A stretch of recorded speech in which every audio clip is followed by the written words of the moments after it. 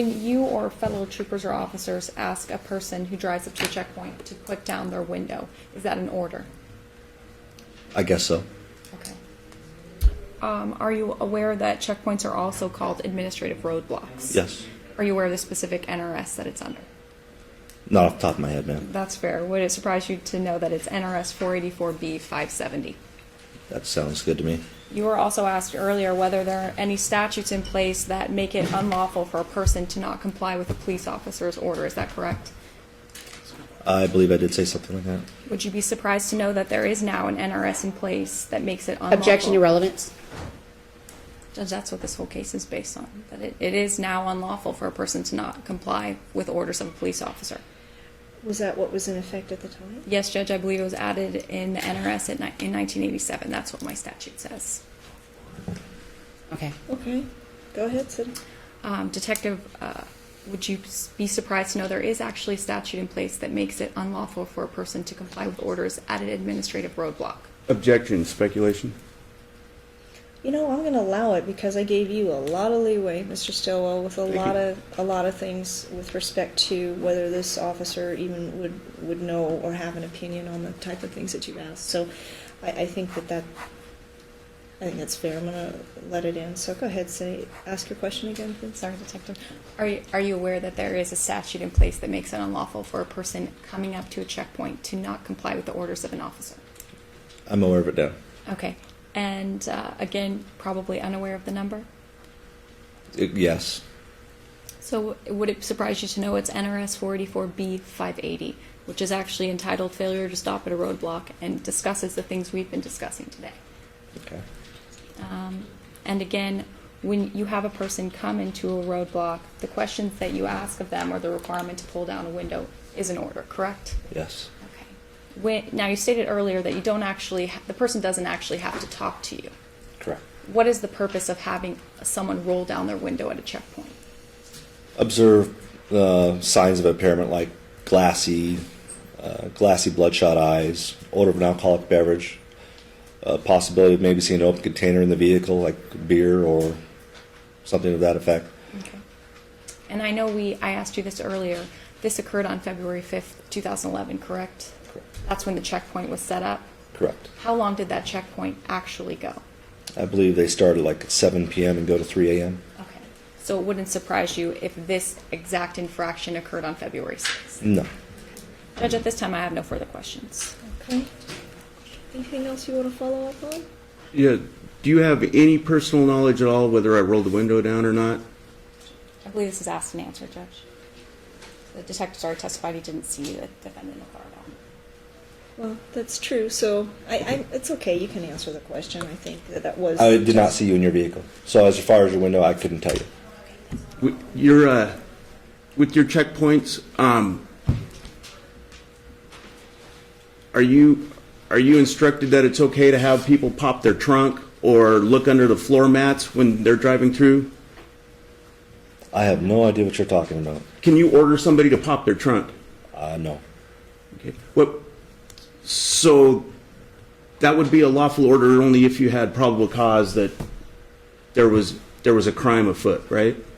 Judge, I'm just going to object as to relevance. It's not relevant to the case at hand whatsoever. Okay. We're way far beyond now where we started with respect just to your issues and the cases. I'm going to sustain the objection. Do you have another question, Mr. Stillwell? We'll call it good right there. Okay. Anything else? No, Judge. Thank you, Detective. Have a seat for me, please, outside. Don't discuss your testimony with anyone. At this time, City calls Trooper Lewis, although I think her last name has changed. Okay. Trooper Lewis. I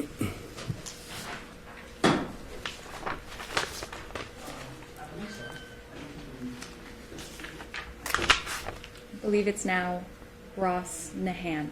She's gotten married. So. All right.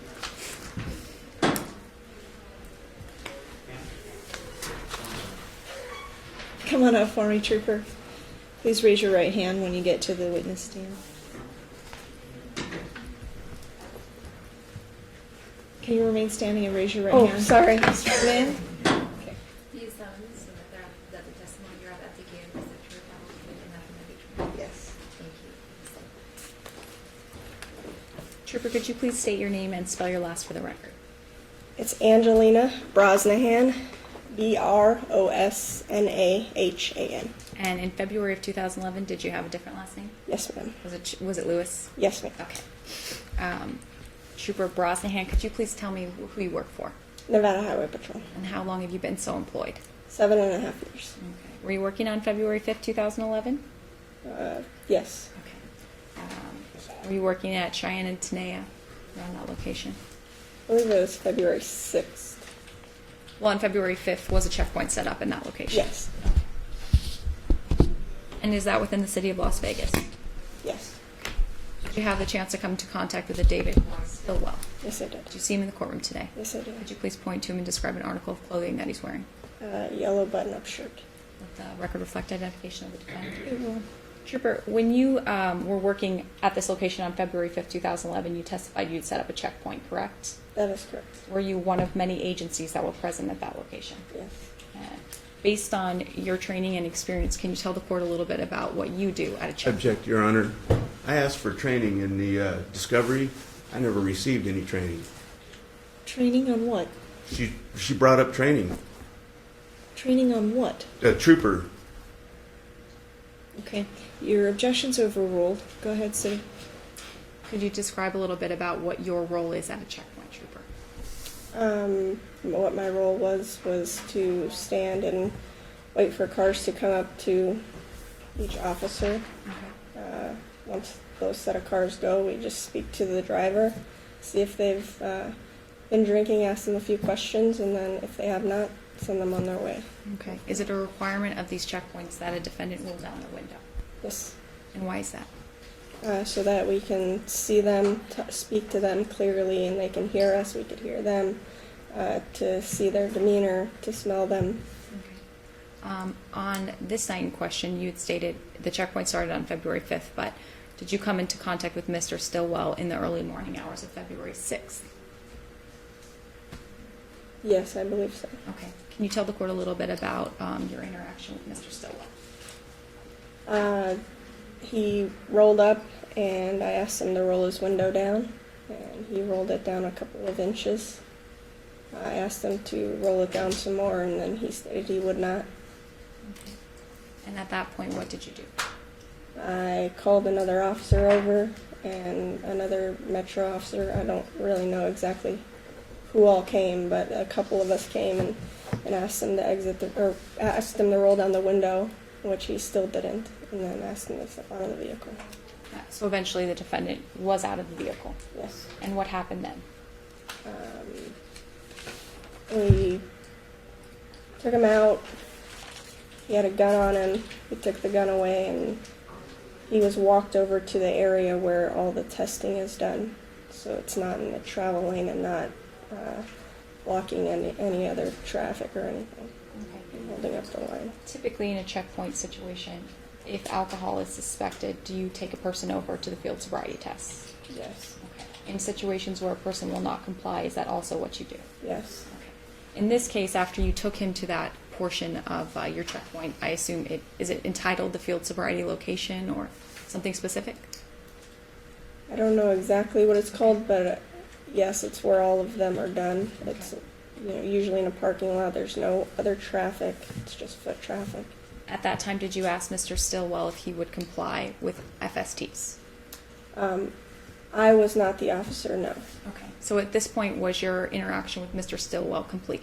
It was pretty much over. Okay. Did you go back to your location as to stopping cars and asking them? No, I took his gun and his vehicle and parked it in the parking lot. Okay. And what did you do after? Put his gun in the trooper's car, the trunk that was dealing with him. Okay. Did you come into contact with Mr. Stillwell again? Yes. And how so? I was just standing there while the other officer, Trooper Bertner, was going over field sobriety tests and talking with him. So you were observing these things? Yes. Did you stay with Mr. Stillwell and Trooper Bertner for the entirety of his interaction with your department? Somewhat. The majority of it, yes. Was the defendant complying with any of the requests from Trooper Bertner? No. Okay. And how so? I believe he refused to do field sobriety test, and then I remember her waiting to do the evidentiary breath. Okay, so in a situation like these in checkpoints, if a person refuses FSTs, what is your next recourse? And assuming they are under the influence or are If you not. believe they are, I mean, at this point, at a point that a person's taken to a field sobriety location, would you have believed they were under the influence? Yes. Okay. So if a person were at that location and refused field sobriety tests, what do you then do? Normally, you just arrest them, and then they have to, under implied consent, they have to choose between blood or breath. Okay. When Mr. Stillwell refused these FSTs, was he placed under arrest? Yes. And what happened after that? I'm not sure. That's I wasn't closely monitoring it, but I do know that we were waiting for the evidentiary breath test, so we were waiting in the line there. Okay. Was the defendant eventually transported to CCD or to city jail? No. He was let go. Yes. Okay. Do you know why? Because he finally said he wasn't drinking and stuff like that, and he blew in a preliminary breath test, which showed zeros, Okay. and therefore was released with a citation, And what was the citation for? obstructing. No further questions at this time, Judge.